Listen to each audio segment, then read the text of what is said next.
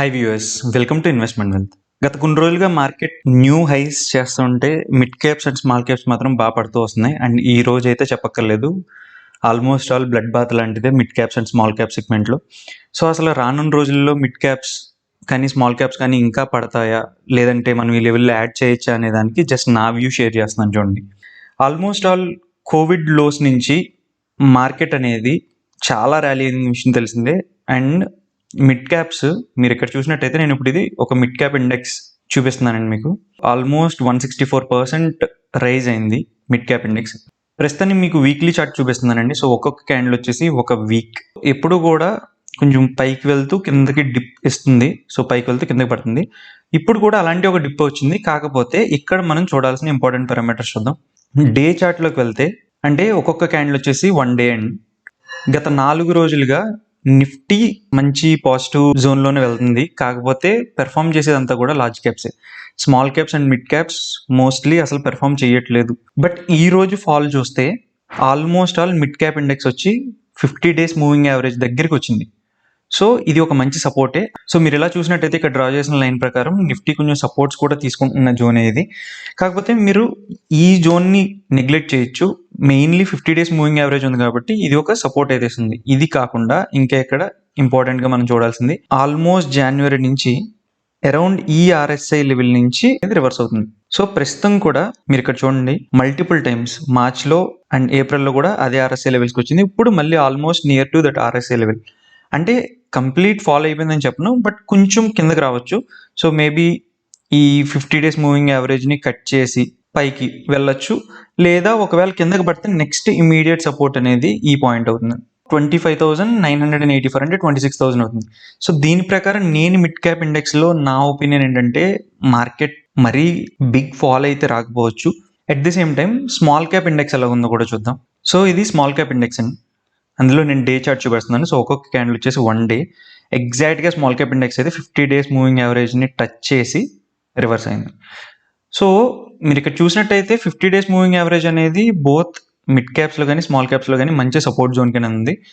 And even ఇక్కడ కూడా మీరు ఆర్ఎస్ఐ చూస్తే మల్టిపుల్ టైమ్స్ ఇక్కడ నుంచి రివర్స్ అయింది ఈ జోన్లో. సో ఆల్మోస్ట్ మళ్ళీ అదే జోన్ దగ్గరికి వస్తుంది ఆర్ఎస్ఐ. చూడండి, చాలాసార్లు ఇదే జోన్ నుంచి వచ్చింది. సో ఈ పరంగా చూసుకుంటే మీరు ఒక సపోర్ట్ తీసుకుని పైకి వెళ్ళే సిచ్యువేషన్ కనిపిస్తుంది.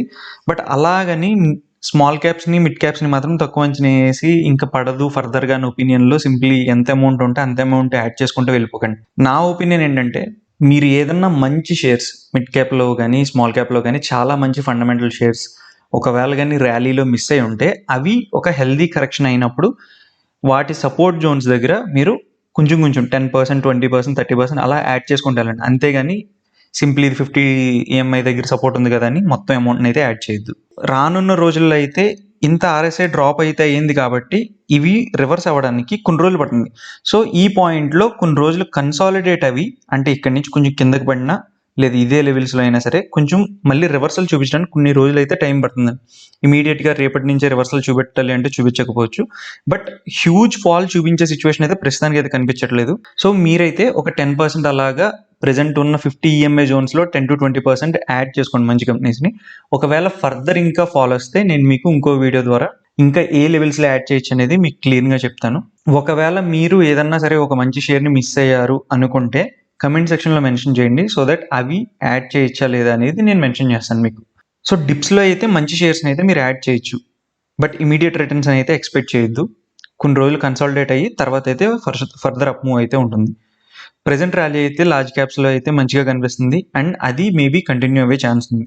సో అనవసరంగా ప్యానిక్ అయ్యి షేర్స్ని అమ్మేయాల్సిన అవసరం లేదండి. ఒకవేళ మీరు కానీ బ్యాడ్ కంపెనీస్ ఏదైనా హోల్డ్ చేస్తానంటే, జస్ట్ ఈ ర్యాలీలో ఫండమెంటల్స్ బాగోకుండా ర్యాలీ అయిన షేర్స్ ఏమైనా ఉంటే అవి సెల్ చేయండి. బట్ ఫండమెంటల్ కంపెనీస్ని, మంచి కంపెనీస్ని డిప్స్లో సపోర్ట్స్ దగ్గర యాడ్ చేయండి. అండ్ ఎస్, నేను చెప్పినట్టు కమెంట్ సెక్షన్లో మెన్షన్ చేయండి మీరు ఏదన్నా కంపెనీ ఒకవేళ యాడ్ చేయొచ్చా అన్న డౌట్స్ ఉంటే.